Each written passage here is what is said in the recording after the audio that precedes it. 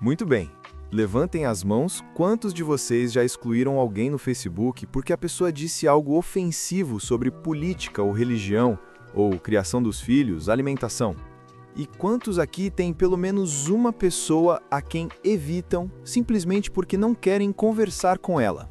Antigamente, para se ter uma conversação civilizada, tínhamos apenas de seguir o conselho de Henry Higgins em My Fair Lady. Fale do tempo e da sua saúde. Mas hoje, com a mudança climática e o movimento anti-vacina, esses assuntos não são mais seguros. Portanto, este mundo em que vivemos, um mundo em que toda conversa tem o potencial para se tornar uma discussão, onde os políticos não conversam uns com os outros e onde até as questões mais triviais geram polarizações passionais tanto a favor quanto contra, não é normal. Pew Research fez um estudo com 10.000 americanos adultos e descobriu que neste momento estamos mais polarizados, estamos mais divididos do que jamais estivemos na história. Estamos menos propensos a ceder, o que significa que não ouvimos uns aos outros e que tomamos decisões sobre onde viver, com quem nos casar e até como escolher nossos amigos baseados naquilo em que já acreditamos. De novo, isso significa que não estamos ouvindo uns aos outros. Conversação requer um equilíbrio entre falar e ouvir, e em algum momento perdemos esse equilíbrio. Em parte, isso se deve à tecnologia, os smartphones que todos têm nas mãos ou próximos o bastante para agarrá-los rapidamente. Segundo o Pew Research, cerca de 33% dos adolescentes americanos enviam mais de 100 mensagens por dia, e é provável que quase a maioria deles prefira enviar mensagens aos amigos a conversar com eles pessoalmente. The Atlantic tem um artigo excelente de Paul Barnwell, um professor do ensino médio. Ele deu aos alunos um trabalho sobre comunicação. Ele queria ensiná-los a falar sobre um tema específico sem usar anotações. E ele fala o seguinte: Comecei a perceber que a competência conversacional deve ser a competência mais negligenciada que deixamos de ensinar. Os jovens passam horas todo dia lidando com ideias e pessoas através de telas, mas raramente têm a oportunidade de aprimorar suas habilidades de comunicação interpessoal. Parece engraçado, mas temos de nos perguntar: existe uma habilidade mais importante no século XXI do que ser capaz de manter uma conversa coerente e tranquila? O meu ganha-pão é conversar com as pessoas. Ganhadores Nobel, caminhoneiros, bilionários, professores de jardim de infância, chefes de estado, encanadores. Converso com gente que eu gosto e com gente que não gosto. Falo com gente de quem eu discordo profunda e pessoalmente. E ainda assim consigo ter uma ótima conversa com eles. Por isso, gostaria de passar os próximos 10 minutos ensinando como falar e como ouvir. Muitos aqui já ouviram montes de conselhos sobre isso. Coisas como olhe nos olhos da pessoa, pense com antecedência em tópicos interessantes para discutir, encare, balance a cabeça e sorria para mostrar que está prestando atenção, repita ou resuma de volta o que acabou de ouvir, pois quero que esqueçam tudo isso. É tudo papo furado. Não há por que aprender a mostrar que está prestando atenção se estiver de fato prestando atenção. Como entrevistadora profissional, uso exatamente as mesmas habilidades que uso em minha vida pessoal. Portanto, vou ensiná-los a entrevistar pessoas. E isso, na verdade, vai ajudá-los a serem melhores conversadores. Aprender a ter uma conversa sem desperdiçar seu tempo, sem ficar entediado e, pelo amor de Deus, sem ofender ninguém. Todos nós já tivemos ótimas conversas, já fizemos isso antes, sabemos como é. Aquela conversa da qual saímos nos sentindo envolvidos e inspirados, ou que houve uma conexão real, ou que fomos perfeitamente entendidos. Não há razão para que a maioria das interações não seja assim. Então, tenho 10 regras básicas. E vou explicar uma por uma, mas honestamente, se escolherem dominar apenas uma delas, já vão conseguir ter conversas melhores. Número 1. Não sejam multitarefa. E não falo só de deixar de lado o celular, tablet ou as chaves do carro ou o que tiverem nas mãos. Eu digo, estejam presentes. Estejam no momento. Não fiquem pensando na discussão que tiveram com o chefe. Não pensem no que vão comer no jantar. Se quiserem sair da conversa, simplesmente saiam da conversa, mas não fiquem meio dentro e meio fora. Número 2. Não fiquem dando lição.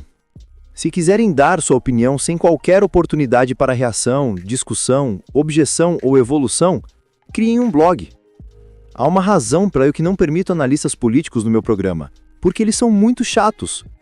Se forem conservadores, vão odiar o Obama, o vale-refeição e o aborto. Se forem liberais, vão odiar os grandes bancos, as empresas de petróleo e o Dick Cheney. Totalmente previsíveis. E quem quer ser assim? Vocês precisam entrar numa conversa acreditando que tem algo a aprender. O famoso terapeuta M. Scott Peck disse que a escuta verdadeira requer deixar o ego de lado. E às vezes isso significa deixar de lado sua opinião pessoal. Ele disse que ao sentir essa aceitação, quem está falando vai se sentir menos vulnerável e mais propenso a abrir os recônditos da mente para quem está ouvindo. De novo, partam do pressuposto de que tem algo a aprender. Bill Nye: todos que vamos conhecer na vida sabem algo que não sabemos. Eu vejo desta forma: todo mundo é especialista em alguma coisa. Número 3. Façam perguntas abertas. Nesse caso, usem uma dica dos jornalistas. Comecem as perguntas com quem, o que, quando, onde, por quê ou como. Se fizerem uma pergunta complicada, vão receber uma resposta simples. Se eu perguntar, você ficou apavorado? A pessoa vai reagir à palavra mais poderosa, que é apavorado, e a resposta é, sim, fiquei, ou não, não fiquei. Você estava com raiva? Sim, com muita raiva. Deixem eles descrever, são eles que sabem.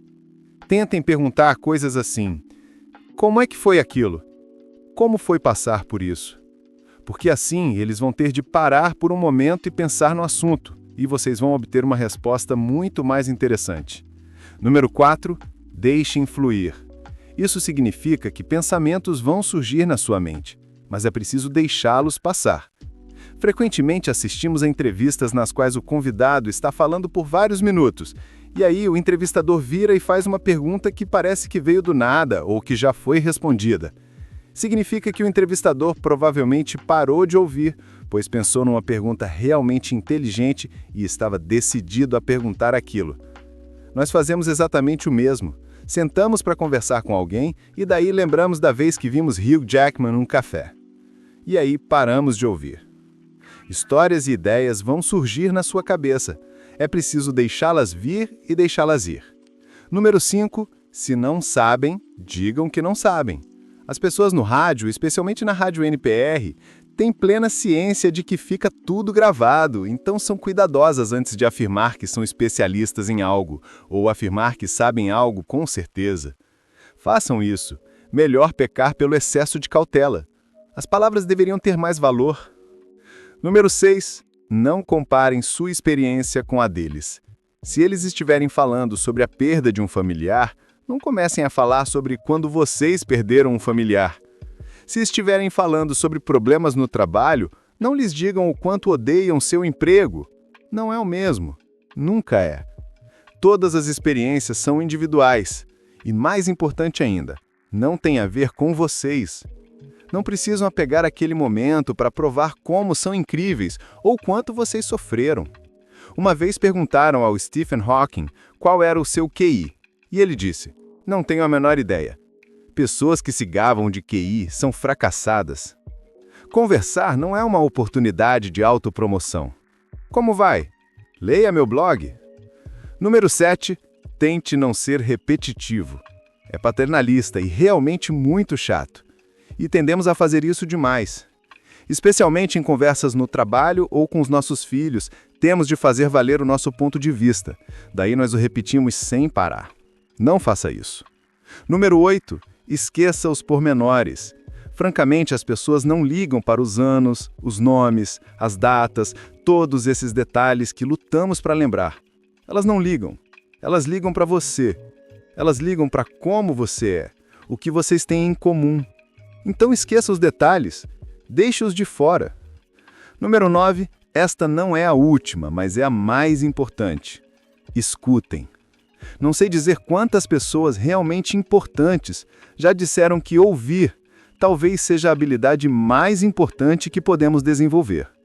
Buda disse, e vou parafraseá-lo, se sua boca estiver aberta, você não está aprendendo. E Calvin Coolidge disse, ninguém nunca perdeu o emprego por saber ouvir. Por que não ouvimos uns aos outros? Número 1. Preferimos falar. Quando estou falando, estou no controle. Não tenho de ouvir algo que não me interessa. Eu sou o centro das atenções, posso reforçar minha própria identidade. Mas há uma outra razão. A gente se distrai. A pessoa média fala cerca de 225 palavras por minuto, mas podemos ouvir até 500 palavras por minuto. Então nossa mente está completando essas outras 275 palavras. E eu sei muito bem que exige esforço e energia realmente prestar atenção em outra pessoa. Mas se não conseguem fazer isso, não estão numa conversa. São apenas duas pessoas bradando sentenças desconexas no mesmo lugar. Temos de ouvir uns aos outros. Stephen Hawking disse isso de forma belíssima. Ele disse: a maioria de nós não ouve com a intenção de entender. Ouvimos com a intenção de responder. A regra número 10 é a seguinte: sejam breves. Estar interessado nas outras pessoas. Eu cresci com um avô muito famoso e havia um tipo de ritual em nossa casa. As pessoas vinham conversar com meus avós e depois que iam embora, minha mãe vinha e dizia: sabe quem era aquela pessoa? A segunda colocada no Miss América. Ele é o prefeito de Sacramento. Ela ganhou o prêmio Pulitzer. Ele é bailarino do balé russo. Eu cresci meio que supondo que todo mundo tinha algo escondido incrível para mostrar. E honestamente acho que isso me fez de uma entrevistadora melhor. Mantenho minha boca fechada o máximo que eu posso. Mantenho minha mente aberta e sempre estou preparada para me surpreender. E nunca fico decepcionada. Façam a mesma coisa. Saiam, conversem com as pessoas. Ouçam as pessoas. E mais importante ainda, preparem-se para se surpreenderem. Obrigada.